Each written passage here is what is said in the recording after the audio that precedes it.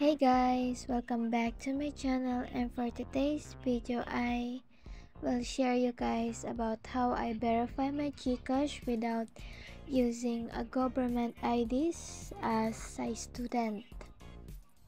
So if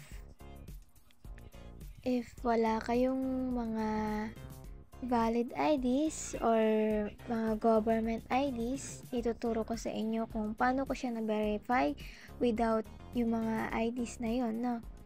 At bago tayo magsimula, don't forget to subscribe to my channel and you can share to your friends, lalo na kung kapag minor pa.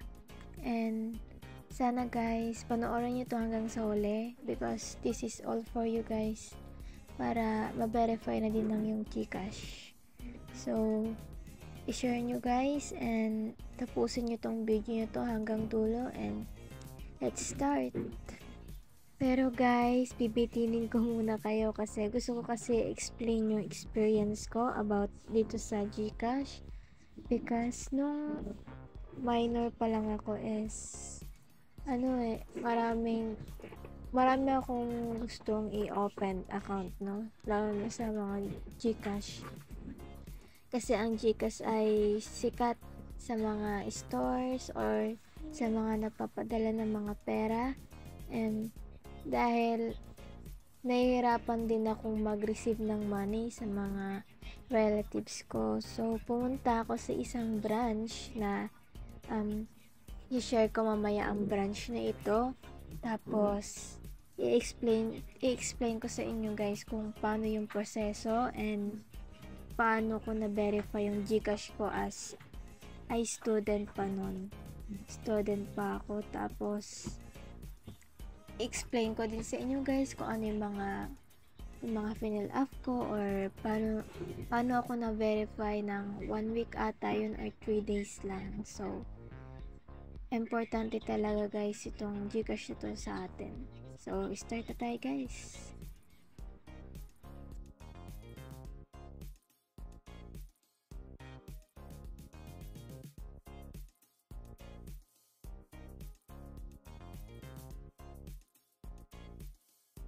So, bago tayo magsimula, ano nga ba muna ang GCash? So, search muna natin ng GCash sa mga hindi nakakaalam.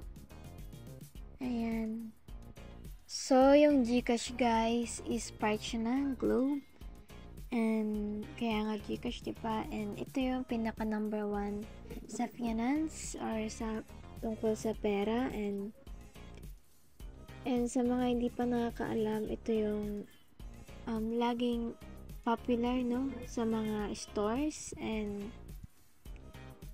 kailangan po natin itong i-verify using our IDs po kung meron po kayong valid IDs. And ngayon ay hindi ko kayo tuturuan ng yung talagang valid IDs kasi as my experience, hindi ako gumamit ng valid IDs, and ito dahil sa isang ID lang to ay na-verify ko na agad yung GCash ko. So alam ko guys, natataka kayo kung paano ko na-verify yung GCash ko na walang valid ID kasi yung iba wala. So ngayon, isi-search ko na yung branch kung saan ako nagpa-verify.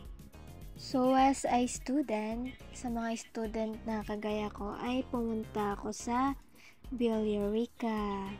So itong Billerica na ito is partner siya ng GCash, and alam ko kasi dati nag-search ako tungkol dito. Ang Billerica ay isa sa mga partners ng GCash for verifying GCash, and dahil may nabasa ako dati na kapag minor ka pa lang or wala ka pa sa edad ng 18 ay pumunta lang sa mga near Billerica branch. And ayan yung picture niya. Hanap lang kayo guys kung nasaan yung mga Billerica branch, and ang ipapadala sa inyo ay isang ID lang, and dapat wag po kayo magdadala ng kunyari ibang tao nang hindi kamukha yung ID na i-represent nyo. Kaya kailangan po ikaw po mismo ang pumunta sa branch nila, kasi kapag ibang tao po ang pupunta ay hindi po nila tatanggapin yung pag-apply nyo sa GCash ng hindi kayo present. So, tingnan nyo lang guys yung picture kung may ganyan kayo sa city ninyo or sa province ninyo. So, ito na nga guys yung mga sinabi ng Villarica. So, ito lang guys, apply lang kayo ng formula sa papel nila, tapos student ID lang guys yung ginamit ko. Yung present guys yung hindi expired, no? Tapos, yung nyo lang, fill upan nyo lang guys yung form na pinakita sa inyo.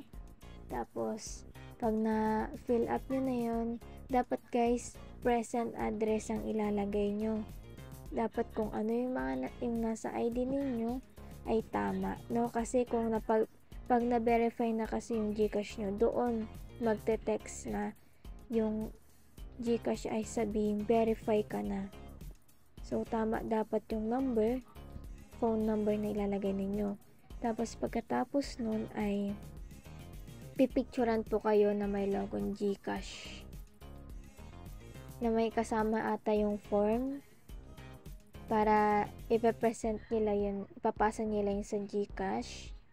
Tapos, kapag nalaman nilang ikaw yon or tama ang mga nilagay mo, verify na yung GCash mo. But, within 3 days pa ata or 1 week. So, yun yung process guys. Apply ka na. Bibigay sila ng form. Bigay mo yung student ID mo.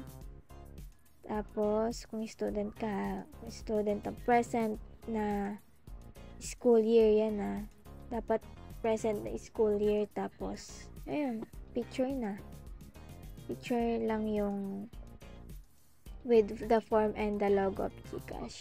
So yun lang guys yung tutorial ko ngayon, no?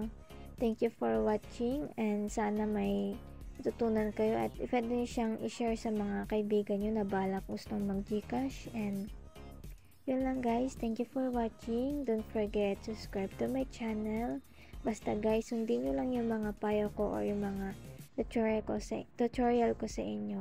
And check nyo din guys yung iba kong mga tutorial video kasi marami pa akong i-share sa inyo based on my experience.